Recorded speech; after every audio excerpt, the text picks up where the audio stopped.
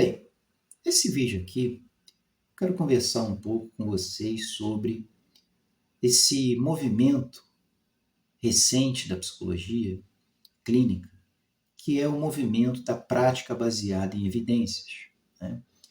É o movimento mais recente que a gente tem dentro aí da psicologia e, de certa forma, é um movimento que vem revolucionando algumas práticas de intervenção psicológica e até mesmo algumas formas de pensar de alguns profissionais da psicologia clínica, tá? E eu entendo que é interessante que nós, profissionais da psicologia, tenhamos um posicionamento acerca desse movimento. E eu digo os profissionais da psicologia clínica das mais diversas abordagens, né? Eu vou colocar aqui a minha posição em relação à prática baseada em evidências e, no meio aqui do meu relato, eu vou também fazer alguns comentários paralelos, mas que estão relacionados a esse tema da prática baseada em evidências. A primeira questão, né, pessoal, é que é um movimento que está ganhando cada vez mais espaço dentro da psicologia, tá? Mais especificamente dentro das abordagens comportamentais e cognitivas ou cognitivo-comportamentais, tá certo? E aí é um outro ponto que eu gostaria também de discutir aqui com vocês nesse vídeo, tá?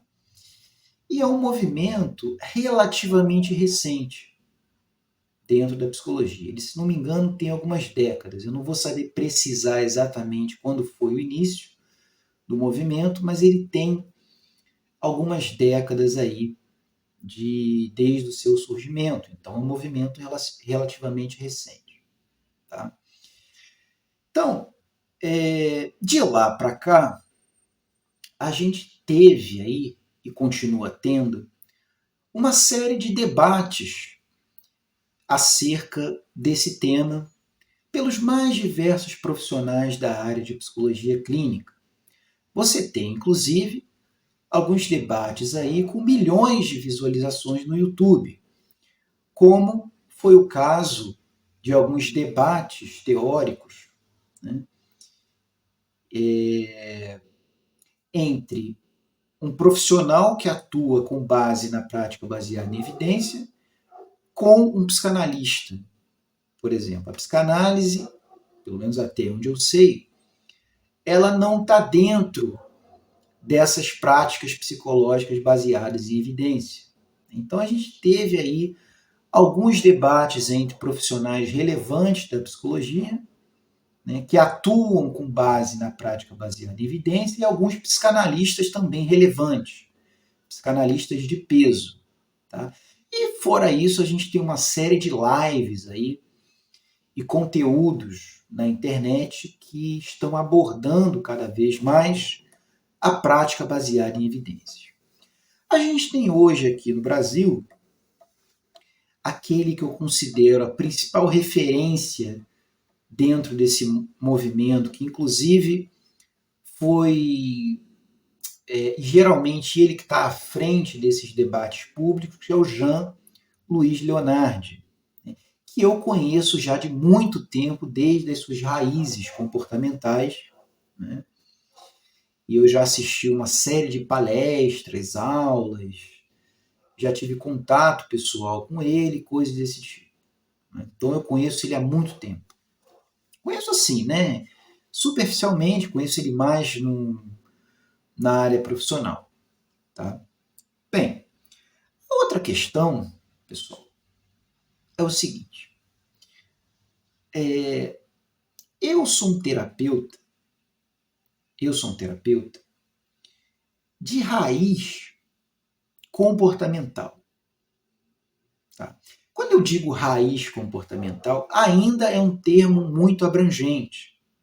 Então, eu vou especificar para vocês aqui o que eu estou querendo dizer com raiz comportamental. Tá? A minha principal formação em psicologia clínica foi em análise do comportamento, né, de base skinneriana.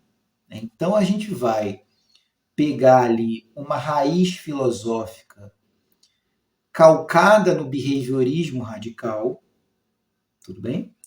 E na análise experimental do comportamento. Então, essa é a minha formação principal. E a minha prática terapêutica, há alguns anos atrás, era uma prática terapêutica comportamental, entre aspas, aqui, raiz. Ou seja, com base no behaviorismo radical e na análise experimental do comportamento. Né? E aí eu fazia ali, né, digamos assim, o terceiro componente dessa ciência, que é a análise do comportamento aplicada. Então, eu aplicava os conhecimentos derivados da análise experimental na minha prática clínica. E eu fazia aquilo que hoje é denominado de terapia analítico-comportamental. Tudo bem? Começa por aí. Bem, de lá para cá, a minha prática, né, ela passou por algumas transformações importantes que eu gostaria de colocar para vocês aqui e que tem um diálogo direto com a prática baseada em evidência. Um ponto é, se você trabalha com qualquer modelo cognitivo, ou cognitivo comportamental, ou só comportamental, como é o caso da terapia analítico-comportamental, você já está fazendo prática baseada em evidências. Esse é o ponto 1. Então, se você trabalha com TCC de Beck, se você trabalha com terapia cognitiva baseada em mindfulness, você está fazendo prática baseada em evidências. Se você trabalha com um modelo de terapia analítico-comportamental, que é a terapia comportamental brasileira, você está fazendo prática baseada em evidências, embora essa prática não tenha sido, digamos assim, incorporada no movimento, por ela não fazer, ela não seguir um modelo de pesquisa clínica, que são os ensaios clínicos randomizados, tá? Mas, de qualquer forma, ela é embasada por uma teoria e uma filosofia que é baseada em evidências inquestionáveis, tudo bem? São evidências clínicas? Não. São evidências de laboratório, mas que foram, a gente pode dizer aqui, que foram, digamos assim, transpostas para o ambiente clínico com resultados relevantes. Então, se você atua com qualquer modelo, terapia focada na compaixão, terapia de aceitação e compromisso, o que mais? Psicoterapia analítica funcional, a FAP, enfim, esses modelos, tanto comportamentais quanto cognitivos, você já está fazendo prática baseada em evidências. A segunda questão é, se eu, enquanto terapeuta, que tem uma formação sólida em análise do comportamento, é lógico que eu sou extremamente favorável à prática baseada em evidências. Então, essa é a minha posição. Sou favorável à prática baseada em evidências. No entanto, eu analisando alguns debates sobre esse tema, e mesmo aqueles terapeutas comportamentais, digamos assim, mais hardcore, mais raiz, mesmo esses terapeutas fizeram algumas críticas pertinentes ao movimento. Eu não vou entrar aqui, né, pessoal, em detalhes técnicos a respeito da prática baseada em evidências. Lembrando o seguinte, eu só queria destacar o seguinte, né? A prática baseada em evidências, ela não é uma abordagem terapêutica, igual a TCC, igual a ACT, igual a FAP. Não. Ela é um modelo de tomada de decisão clínica. Tá? Então, se eu atuo dentro do movimento prática baseada em evidências, eu vou ter ali 3 critérios básicos para tomar as minhas decisões clínicas. Quais? Eu vou tentar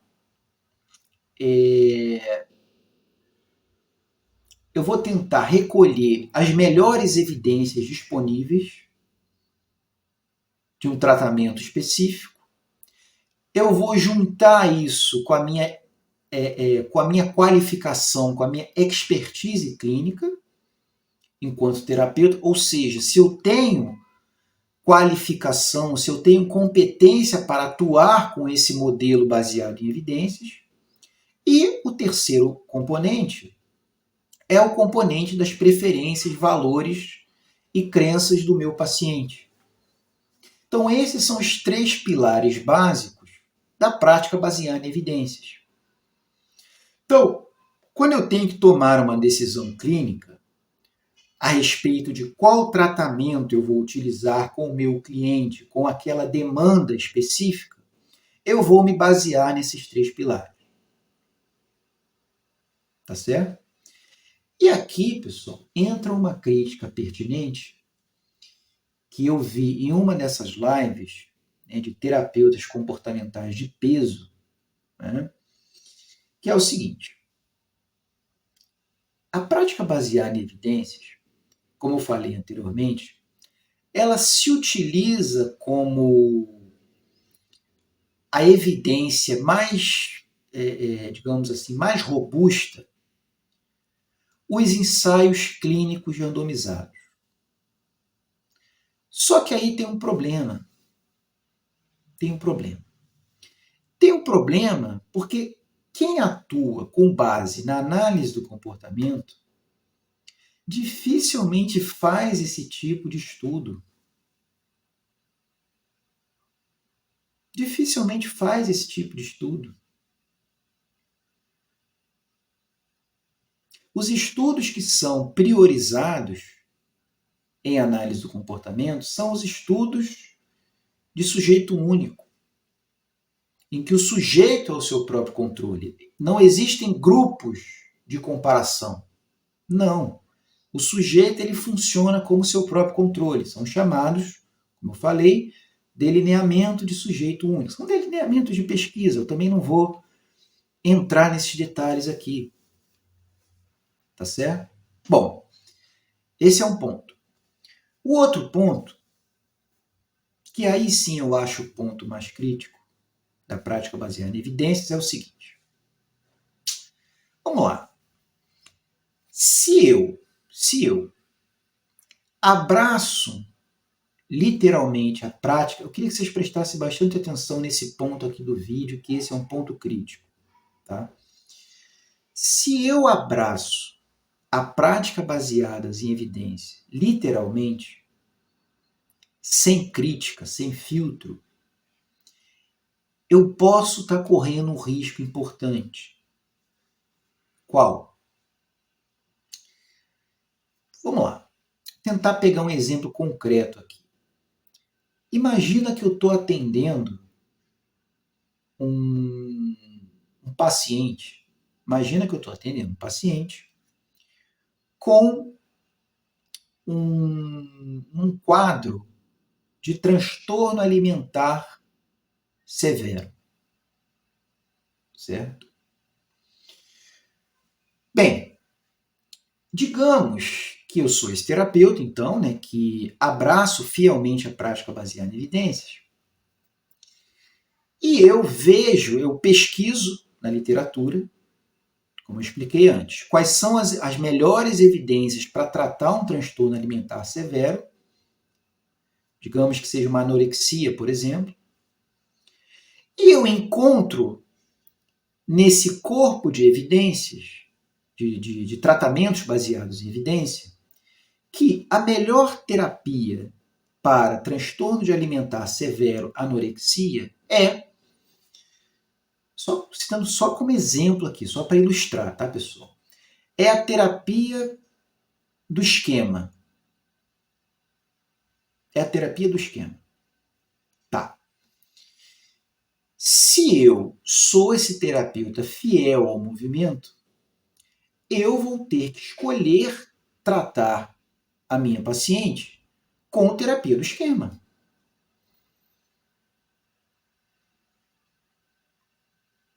Por quê? Porque, segundo a literatura clínica, os ensaios clínicos randomizados, o que se mostrou mais efetivo, com maior número de evidências e quais evidências de maior qualidade, é a terapia do esquema. Então, eu vou ter que atuar com a minha paciente com terapia do esquema. Aí que mora o problema. Por quê? E se eu não tenho formação adequada em terapia do esquema? E se eu não tenho competência nessa abordagem de tratamento? Se eu não tenho conhecimento suficiente nessa abordagem de tratamento? Isso iria gerar um conflito. Um conflito em relação a quê? Ao segundo pilar da prática baseada em evidências, que é a expertise do terapeuta naquele tratamento. Então, se é um terapeuta que não tem qualificação, não tem competência em terapia do esquema, isso ia gerar um conflito. Quer dizer, então eu tenho que selecionar o tratamento que tem mais evidência para aquele diagnóstico, mas eu não tenho a competência clínica naquele tratamento. Né? E eu vou além, eu diria que entra em conflito também com o terceiro pilar da prática baseada em evidências. Ou seja, ainda que a minha paciente tenha esse diagnóstico de anorexia, transtorno alimentar, ela é uma pessoa. Ela é uma pessoa. Ela não é o diagnóstico. Então, mesmo que eu tenha milhões de evidências disponíveis e evidências de qualidade que a terapia do esquema é a melhor alternativa para tratar o transtorno alimentar, será que de fato essa abordagem vai funcionar para aquela paciente, para aquela pessoa em particular? Então é aí que mora o perigo. Então, eu vejo com uma certa complicação da prática baseada em evidência, né, essa questão de que hoje em dia, pessoal, no universo das terapias cognitivo-comportamentais, você tem 1.500 abordagens terapêuticas. Talvez eu até faça um vídeo específico, eu estava pensando em fazer um vídeo específico sobre isso, para dizer o quanta confusão, tanto teórica, quanto prática, quanto no âmbito da pesquisa, isso está gerando. Essa infinidade de abordagens terapêuticas. Só para citar algumas, você tem a terapia cognitiva do Beck, você tem terapia focada na compaixão, você tem a terapia do esquema, você tem a psicoterapia analítica funcional, você tem terapia cognitiva baseada em mindfulness, você tem a terapia racional emotiva do Ellis, você tem a terapia de aceitação e compromisso. O que mais? Para citar alguns modelos brasileiros, você tem a terapia por contingências de reforçamento, psicoterapia comportamental pragmática. Olha só, essas são as que eu estou lembrando agora, mas existem outras. Então, olha só o oceano de opções de tratamento que você tem. Há 20 anos atrás, não era assim. Você tinha 5, 6 modelos ali de terapia, né?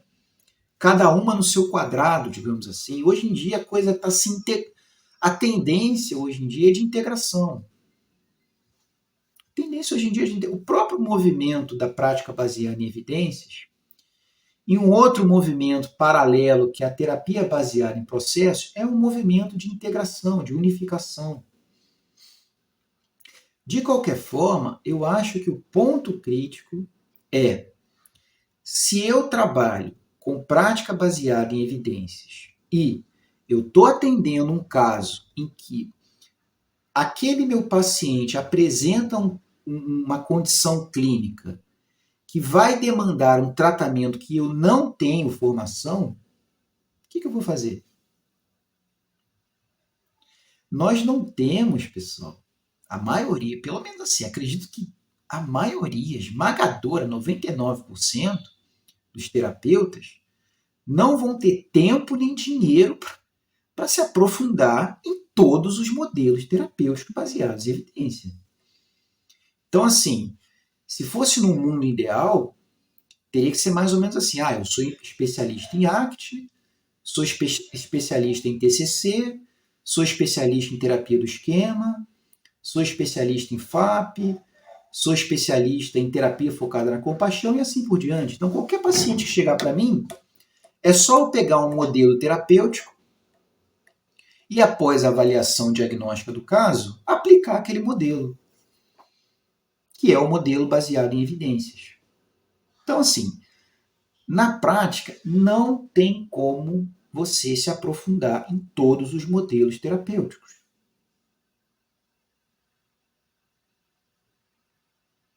Nesse sentido, o que eu sugiro, o que eu proponho? Que você se aprofunde, assim, na minha visão, né? Lá no meu íntimo, a minha visão é você se aprofundar em um modelo. Um modelo.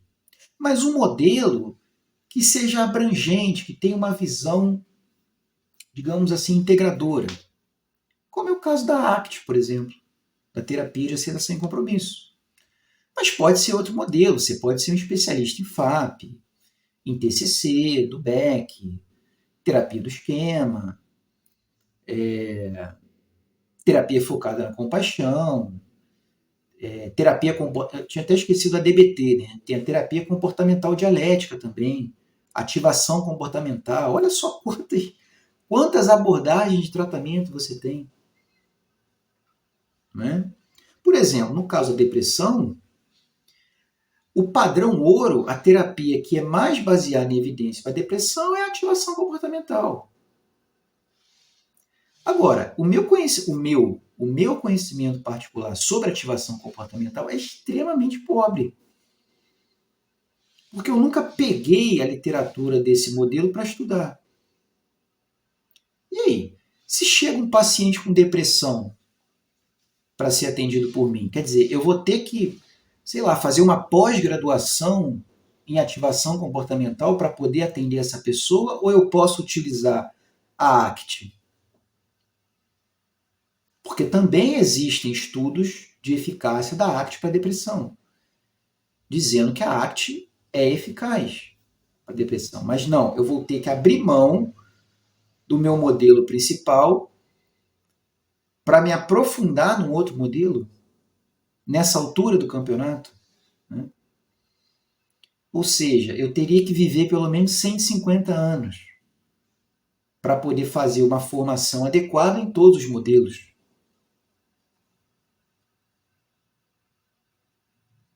Então, assim, pessoal, o que eu gostaria de colocar aqui como ponto final desse vídeo aqui é o seguinte.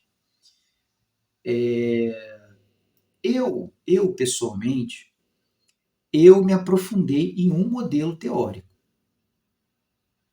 que é a ACT. Eu tenho expertise em ACT. Tá? E, mais recentemente, também em musicoterapia. Eu trabalho com essas duas frentes de trabalho. ACT e musicoterapia, que também, pessoal, não pensem vocês, a musicoterapia também é uma prática baseada em evidências. Não para todas as populações, mas tem algumas populações que ela já tem estudos de tratamento que se mostraram efetivos, principalmente para os casos de TEA, transtornos do espectro do autismo e outras deficiências também, outros distúrbios do desenvolvimento. Tá? Então, na minha forma de trabalhar, eu atuo, então, com a ACT como abordagem primária, atuo com a musicoterapia e atuo também com algumas estratégias da TCC tradicional. Porque a maioria dos casos que eu lido são casos de fobia social. Então, a gente já tem estratégias baseadas em evidência da TCC clássica que são eficazes para a fobia social. Exposição gradual, técnicas de relaxamento, treino em habilidades sociais. Eu só não utilizo a reestruturação cognitiva porque, como o meu modelo é a ACT, eu uso a desfusão cognitiva. Né? Então, olha só que interessante, né? Esse é um ponto positivo da prática baseada em evidência, que ela pode abrir um pouco a sua perspectiva terapêutica. Você não precisa ficar preso a um modelo só. Claro que você pode pegar, né? Você pode importar para a sua prática técnicas, estratégias de outros modelos. Né? Agora, o aprofundamento técnico, o aprofundamento teórico, tem que ser em um modelo só. A não ser que você tenha muito tempo, muita disponibilidade, muito dinheiro para investir em informações aprofundadas sobre cada modelo baseado em evidências. O que não me parece um caminho interessante. Porque aí você pode conhecer vários modelos clínicos, mas você não ser efetivo em nenhum deles. Né? Então é interessante a gente pensar, né? Tem um autor, eu não vou me lembrar quem agora, que ele é do campo da musicoterapia. Né? Ele vai entender que na prática musicoterápica a gente pode ter ali, digamos, como se fossem 3 caixas. Assim. Vamos imaginar o seguinte, 3 caixas.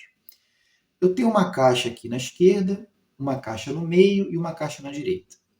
Tá? Essa caixa do meio aqui, ela representa a minha abordagem principal em musicoterapia. Mas isso pode ser adaptado para psicoterapia também. Então, nessa caixa do meio aqui é a minha abordagem principal. E nas caixas paralelas, da esquerda à direita, eu tenho as minhas abordagens secundárias, que eu recorro dependendo da demanda do cliente. Então, por exemplo, eu posso trabalhar com uma abordagem principal aqui, a musicoterapia improvisacional, né, como é a minha abordagem primária de tratamento. E aqui desse lado eu posso trabalhar com musicoterapia comportamental e aqui com musicoterapia neurológica. Tá? E eu posso adaptar isso para psicoterapia. Né? Eu posso ter como a minha abordagem primária aqui nessa caixa central a ACT, posso ter aqui desse lado aqui como uma abordagem secundária a TCC do Beck e nessa outra caixa aqui a DBT, a terapia comportamental dialética. Tá? Isso não significa que eu tenho que ficar preso a essas únicas 3, mas é um modelo para a gente pensar uma forma mais abrangente do terapeuta atuar e mais integrativa. Bom, gente, é isso. Acho que é essa mensagem que eu queria passar para vocês aqui nesse vídeo. O vídeo ficou um pouquinho longo aí, mas não tem problema não. Tá? É interessante que vocês também me deem um feedback, se vocês concordam com essas reflexões que eu trouxe aqui, se vocês discordam, no que vocês concordam ou discordam. Tá? E, para terminar, eu sempre deixo os recados no final do vídeo aqui. Se você quiser fazer um acompanhamento terapêutico individual ou em grupo comigo, é só entrar em contato pelos contatos que eu deixo aqui na descrição. Se você quiser fazer o nosso curso que é o transtorno de ansiedade social, diretrizes diagnósticas, aspectos diagnósticos, diretrizes de tratamento, é só entrar no link aqui também que eu deixo aqui na descrição. E é isso, gente. Vamos debater, vamos discutir esse tema aí, que é um tema importantíssimo e que está ditando novos rumos aí para a psicologia clínica. Tá bom? Um abraço e até o próximo vídeo.